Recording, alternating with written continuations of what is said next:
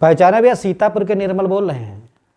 पुराने ज़माने में यहाँ आदि कालम ले लो, चाहे और तुम पीछे चले जाओ, बड़े से बड़ा युद्ध होत रहा है, लेकिन शाम होत होत युद्ध विराम हो जाता रहा है, शंख बाजत रहा है, युद्ध विराम हो जाता है, रात में कोई लड़ाई झगड़ा नहीं होता रहा है।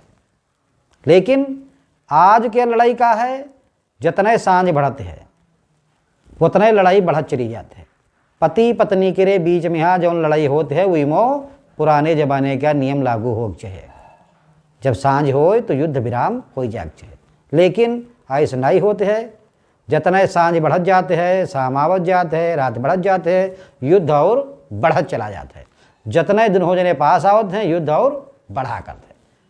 तो यूँ भैया नियम जरूर लागू करो कि युद्ध विराम शाम के यहाँ पति पत्नी के बीच हम हो जावा करें। बाकी पहचान तो गए हो, सीतापुर के निर्मल बोल रहे हैं।